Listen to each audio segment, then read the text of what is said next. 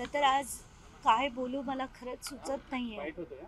पुन्हा एक छोट्याशा लेकीचा जीव गेलाय आणि काय काय न्याय कशाला म्हणू मला तेच कळत नाहीये. कारण एक 27 वर्षाची छोटीशी मुलगी जिचं लग्न आत्ता फेब्रुवारीमध्ये झालं होतं आणि तो मुलगा देखील इंजिनियर होता. आता ही मुलगी जी होती ती डेंटिस्ट होती. आधी सेंट जॉर्ज हॉस्पिटलमध्ये तिने नोकरी केली 1 वर्ष. आत्ता गेले 6 महिने ते KEM हॉस्पिटलमध्ये होती. आणि मी तिच्या दोन्ही कलिग्स ज्या होत्या, डॉक्टर प्रणाली म्हणून, तिच्याशी देखील मी बोलले. त्या दोघींचं असं म्हणणं होतं की ही साधी म्हणजे खूप साधी होती, पण ती खूप स्ट्रॉंग होती. आत्महत्या करेल अशी बिलकुल ती मुलगी नव्हती. आणि आज आईवडिलांची परिस्थिती काय, इतके ते काल ते ना संध्याकाळी 6:45च्या आसपास ही जेव्हा कळालं, ते बीडमध्ये एका लग्नात होते, तिथून ते पूर्ण रात्र हे करून वरळी पोलीस स्टेशनमध्ये आले. आणि त्याच्या आधी त्यांना आज मुलीला अशा अवस्थेत नायर हॉस्पिटलमध्ये बघावं लागलं. काय बोलावं मला कळत नाही आहे. थोडंसं पोलीस स्टेशनमध्ये आज आता FIR व्हायला थोडा वेळ लागला, कारण आधी त्या एका स्टेटमेंटमध्ये तिने आत्महत्या केली असं लिहिलं होतं. तर वडिलांचं म्हणणं होतं नाही, आम्हाला माहीत नाही तिने आत्महत्या केली की तिचा घात केला. तर आत्ताचे ACP जे आले ते अतिशय चांगले आणि अंडरस्टँडिंग होते. त्यांनी ताबडतोब, मी त्यांना इन्सिस्ट केलं की तुम्ही हे करेक्शन करा, तर त्यांनी ताबडतोब ते करेक्शन करून त्याच्यात आत्ताच्या घटनेला हा जो FIR आहे तो सेक्शन 108, 85, 352 आणि 351चा 2, म्हणजे आत्ताच्या घटनेला त्यांनी जरी तो आत्महत्या करण्यास प्रवृत्त केलं असं जरी केलं असेल, तरी तो FIR जो आहे तर त्यांचं असं म्हणणं आहे की आता याच्यानंतर पोस्टमॉर्टम होईल आणि त्याच्यात जर कळलं की ती घात झाला असेल तर आम्हाला तो ताबडतोब आम्ही सप्लिमेंटरी FIR करून 302चा गुन्हा करू असं त्यांनी आता आश्वासन दिलं आहे. आणि ते फॅक्ट आहेत जे मी 2 गव्हर्नमेंटचे PPs आहेत त्यांच्याबरोबर देखील कन्फर्म केलं आहे. तर खूपच हे म्हणजे डोकं सुन्न करणाऱ्या गोष्टी होत आहेत महाराष्ट्रात. आणि कुठेतरी असं वाटतंय की अशी जी लोकं आहेत यांना काय म्हणायचं, शिक्षा झाली पाहिजे. पुन्हा पुन्हा पण तेच तेच तेच तेच बोलतोय. पण तरी एकानंतर एक आधी वैष्णवी झाली, मग संपदा झाली. संपदा देखील बीडचीच होती आणि आज ही गौरी देखील बीडचीच आहे. आणि दोघींनाही आई वडिलांनी काबाड कष्ट करून उच्च शिक्षित केलं.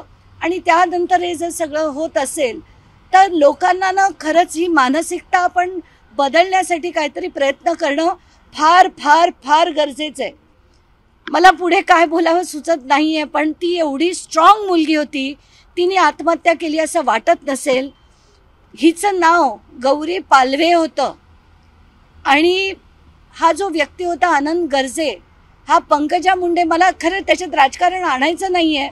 मला दुःख हे का होतं आहे की पंकजा मुंडे यांना तर रात्री कळलं असेलच, पण तरी त्यांनी पोलिसांना फोन करून निदान चांगली कारवाई करा आणि तो माझा PA असेल तरी त्याच्यावर कारवाई झाली पाहिजे असं म्हणणं अपेक्षित, तेवढं तरी म्हणणं अपेक्षित आहे.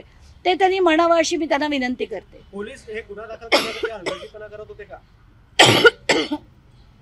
त्यांनी आईवडिलांना यायला वेळ लागला आणि त्यानंतर ते स्टेटमेंट गेला, कारण दोघंही अतिशय बधीर डोक्याने आले. कारण एवढी छोटी मुलगी आपली, तिचा प्राण जातो, त्यामुळे दिरंगाई झाली असं मला म्हणता येत नाही. वेळ नक्कीच लागला, कारण आले ते सकाळी 3:30च्या आसपास आणि आत्ता 11:30 वाजता फायनली हा FIR, जसं मी म्हटलं त्याच्यात आधी ती एक आत्महत्या करणार असं जे आत्महत्या केली असं जे म्हटलं गेलं, त्याच्यावर मी आणि तिच्या वडिलांनी दोघांनी स्ट्रॉंग आक्षेप घेतला की जे सत्य आहे तेच तुम्ही लिहा असं जे म्हटलं. तर आत्ताच्या घटनेला हा जो सेक्शन लावण्यात आला आहे, तर शेवटचा मी मुद्दाम वाचून दाखवते. आनंद गर्जे यांनी बहीण शीतल भगवान गर्जे, आता हे पण मुद्दाम सांगते, त्याची जी बहीण होती शीतल आंधळे, तिचं आईचं आणि वडिलांचं दोघांचं असं म्हणणं आहे की जेव्हा ही गौरी तिच्या नंदेला सांगायची तर नणंद म्हणायची तुला नांदायचं आहे तर नांद, नाही तर आम्ही त्याचं दुसरं लग्न करून घेऊ. हे काय लोक बोलतात, का अशी बोलतात, का असं वागतात. तर आत्ताच्या घटनेला जो FIR आहे तो तिघांच्या विरोधात झालेला आहे.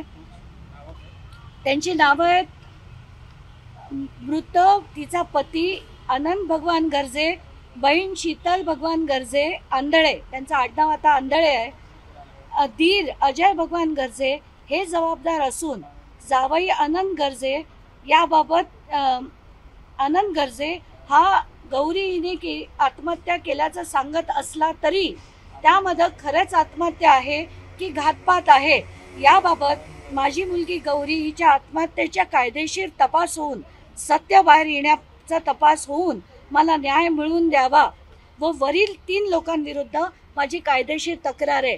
तर आधीच नुसतंच अजय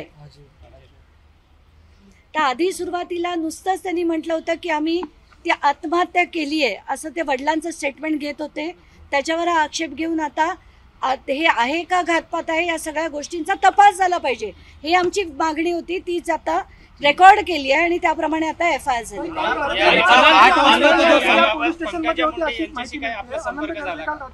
पोलीस ठाण्यामध्ये या होते नेमकी काय माहिती आनंद गर्जे आहेत? पोलिसांनी काही सांगितलंय का आनंद गर्जेला की ताब्यात घेणार आहे का किंवा आत्ताच्या घटनेला त्यांनी काहीच स्पष्टता दिली नाही. हाच प्रश्न मी पोलिसांना विचारला की आत्ता तो कुठे आहे, त्याला अटक झाली आहे की नाही.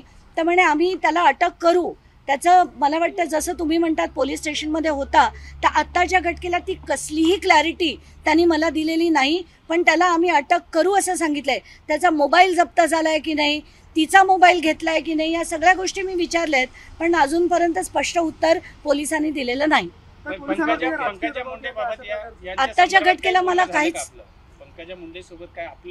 माझं काहीच बोलणं झालं नाही आहे. पण मी माध्यमांच्या यांनी विनंती करते त्यांना की त्यांनी एका मुलीसाठी तरी आता उभं राहावं आणि सांगावं की याच्यावर माझा PA असला तरी त्याच्यावर सक्त कारवाई झाली पाहिजे.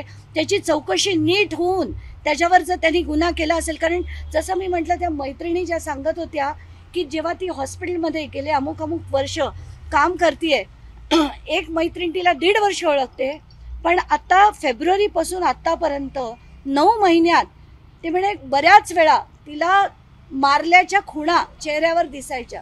म्हणजे तिला मारहाणी नेहमी होत होती. हे जेव्हा कळतं तेव्हा दुःख होतं मला की काय बोलावं. आणि काल ती ड्युटीवर होती, 1 वाजेपर्यंत ती ड्युटीवर होती. त्यानंतर ती घरी गेली आणि संध्याकाळी 6:30ला जर हे कळलं असेल तर त्या 5 तासात काय झालं. पोलीस ठाण्यामध्ये काही असं त्रास दिला जात नाही किंवा असं काही गुन्हा दाखल आधी कुठे केला होता का? नाही, तिने गुन्हा नाही. आत्ताच्या घटनेला अशी काही क्लॅरिटी नाहीये पण तिने केला नव्हता एवढं नक्की, कारण मैत्रिणींना नक्कीच माहिती असतं. अशी माहिती मिळते तिला काहीतरी डॉक्युमेंट्स वगैरे मिळाले होते त्यामुळे संशय होता. तर या संदर्भामध्ये तिनं आपल्या आई वडिलांशी काही सांगितलं होतं का किंवा आई वडिलांनी याबाबत त्या मुलीला काही सांगितलं होतं का? तर तिचं असं म्हणणं होतं की ती आधी ज्या BDD चाळीत राहायची तिथून त्यांना जेव्हा नवीन मोठ्या टॉवरमध्ये जेव्हा त्यांना शिफ्ट करायचं होतं तेव्हा त्या पॅकिंगच्या वेळेस तिला काही पेपर मिळाले ज्याच्यात एक किरण इंगळे नावाची कोणी बाई होती, ती तिचा गर्भपात करण्यासाठी जेव्हा हॉस्पिटलमध्ये नेण्यात आलं होतं त्याच्यात तिच्या नवऱ्याचं नाव अनंत गर्जे लिहिलेलं होतं. आणि हे तिला पेपर मिळाल्यावर त्यांचे वाद वाढत गेले आणि त्यातनं हे सगळं झालंय असं वडील आणि आई दोघांनीही मला सांगितलेलं आहे. ताई, ही सर्व घटना घडल्याच्या नंतर पंकजा मुंडेंनी स्वतः मुलीच्या आई वडिलांना किंवा नातेवाईकाला काही संपर्क साधला का? मला नाही माहिती. तसं कोणी सांगितलं का तुम्हाला? नाही, मला नाही माहिती. त्यांनी केला असेल तरी मला माहित नाही. त्यामुळे आताच्या घटनेला मी काही म्हणू शकत नाही. फक्त एवढंच म्हणायचं आहे की पंकजा मुंडेंनी निदान या प्रकरणात तरी आई वडिलांची साथ द्यावी अशी विनंती करते मी. CCTV फुटेज वगैरे काही पोलिसांनी ताब्यात घेतलेला आहे का किंवा काही? त्यांचं म्हणणं आहे की काल रात्रीच आम्ही CDR साठी अर्ज दिलेला आहे. तर आता CDR काही वेळात येईलच त्यांच्याकडे. त्याच्यावरनं टॉवर लोकेशन्स इतर गोष्टी त्यांना आता मिळतील त्याच्यातनं. जी.